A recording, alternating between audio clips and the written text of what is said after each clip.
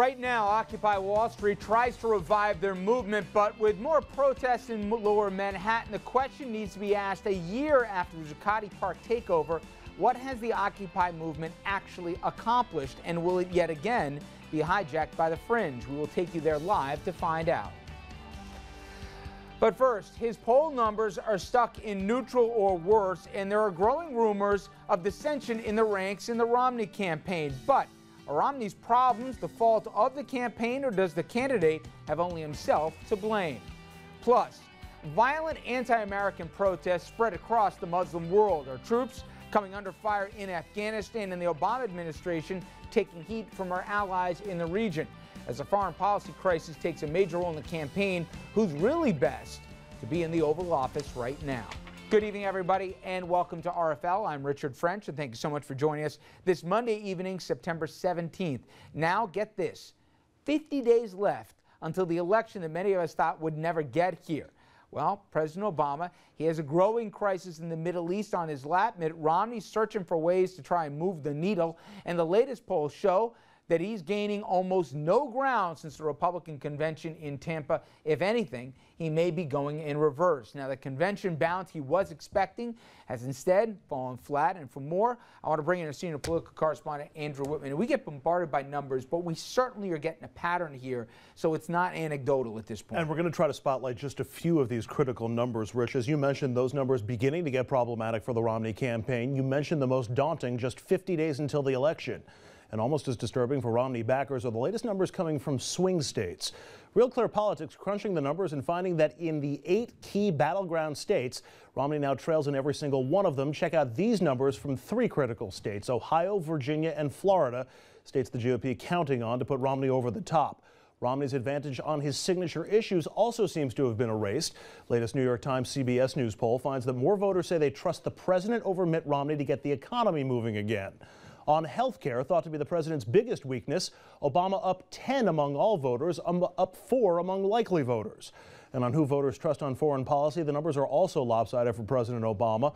That is especially jarring on foreign policy, a subject that's been a net advantage for Republicans since the Johnson administration in the mid-60s. So what's Mitt's reaction to all these bad numbers? Well, there are a lot of polls out there. I saw a couple today that one had me in the lead, other had it tied, other had me behind. They're bouncing around. Clearly, something is motivating the Romney campaign to try and rebrand their candidate again. He's promised a 5-point plan to address the nation's economic woes, with no specifics. He continues to speak out on foreign policy, something that he was almost silent on for most of the campaign, and is going to attempt to close the likability gap with President Obama with a charm offensive. That means lots of daytime TV interviews like this one set to air tomorrow on Live with Kelly and Michael. What does Mitt wear to bed? Really? I didn't write the question, man. I promise, I didn't write the question. Yes, he did. I think the best answer is as little as possible. And I'll just turn that back over to you, Rich. All right, Andrew. Let's bring in our panel with this. Now, with the campaign certainly at a critical point here, 50 days, as they say in baseball, it's getting late early. Team Romney has some big choices and challenges ahead of them, but they're running out of time to straighten this thing out. I want to bring in Tom Doherty, former advisor to New York's last Republican governor, George Pataki, and Frank Morano, radio talk show host on AM 970, The Answer, and you've met Andrew Whitman. And Tom, I'll start with you. Before we get into, apparently there's some dissension in the campaign and who the fingers ought to be pointing to and et cetera. You've been in a lot of campaigns. When you're 50 days out, how much is the die cast? Even if you got a lot of money, and he does right now, how much can you really move the needle either way? Oh, I think that the needle, as we've seen going back to 1980 when Reagan and Carter were in a dead heat 2 weeks out.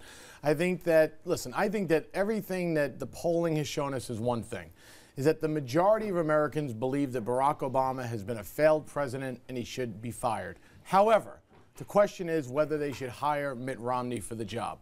And I think the job he has over the next 50 days, in the course of 3 debates and a lot of advertising, a lot of TV shows, et cetera, is convince Americans that they like him enough to say, we can take you on as president, because they believe the president today has not done a credible job in getting this country back to where it needs to be. So there is tons and tons of time, and I take issue with these polling numbers.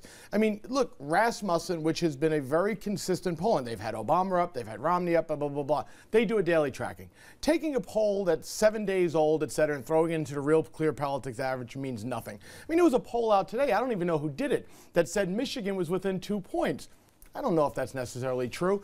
I think that polling right now is a question of what happened yesterday, what happened over the weekend, et cetera, and the clearest track of that is Rasmussen. I'd buy that, Tom, but where I would part company is, and Andrew, I'll go to you, when you look at the math, to find a pathway, forget about the Electoral College numbers to get to 270, okay, because we still got time for that. But I haven't found that constituency yet that says, you know what, I don't like Romney on the following, I don't find him likable, but you know what, I trust this guy in the economy, or I trust this guy, his foreign policy credentials a lot better than the guy right there.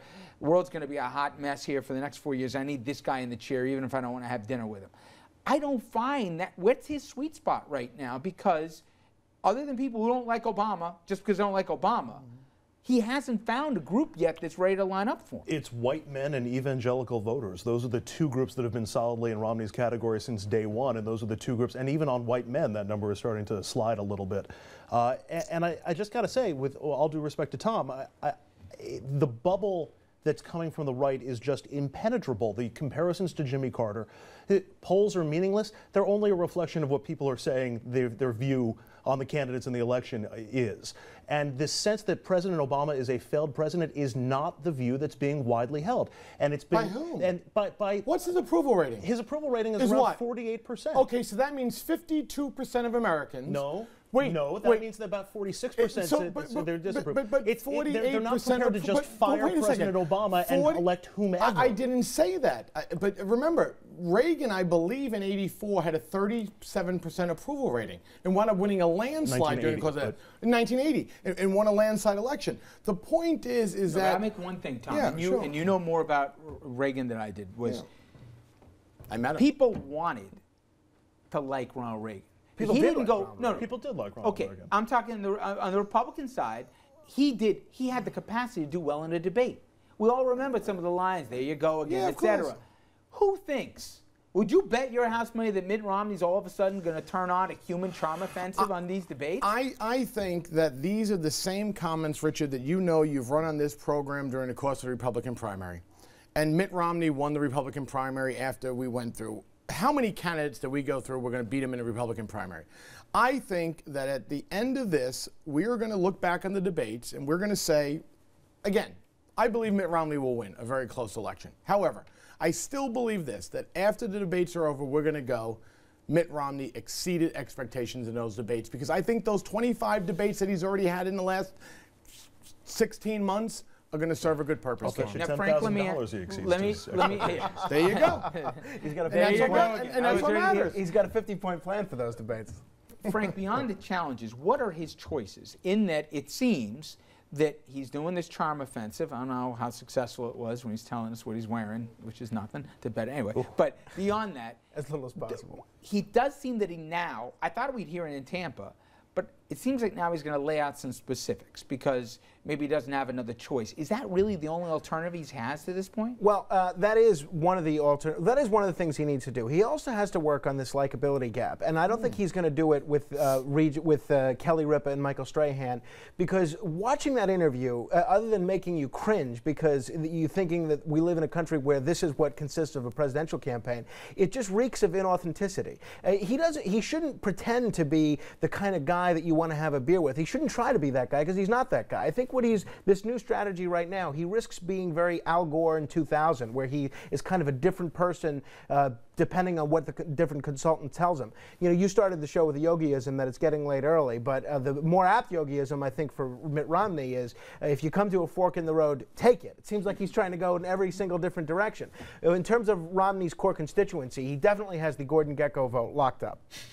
You know what's funny is nobody cares what I think. And the problem with that is, it's a question of it's the guys who are successful. The point is that the guy can't win in a lot of people's eyes. I mean, you want him to be likable. No, so, I don't want him to be no, likable. No, I'm saying but to I'm win saying, the election, but I'm saying like is him. that so he goes on a show like, you know, Kathy or Ripper or whatever her name is, and the point is that he doesn't pick the questions. They ask him what he wears to bed. You're right. I mean, Bill Clinton told us he wears said? boxers. But you know what he could have said? briefs or What he whatever. could have said was, What? I'm not answering the question. Exactly. And he Come goes, on, Richard, Richard, hang on. And then, You know Richard, what? your answer would have been always being evasive. You know some people that I know that would vote for Romney that right now might not, who don't love the president, is if he did a spot along the lines of saying, listen, if you want a guy that you want to have a beer with, or if you want somebody that's going to be the life of the party at the dinner, don't vote for me. How do you know it's not coming up in the debate? Well, maybe how it do you will. know the debate But my line point is, isn't, if he's this been guy's, waiting for the this last guy, month no, to wait do a it. second. The debate is when gotta go. 40, 50 million Americans will watch it when he says, hey, if you want cool,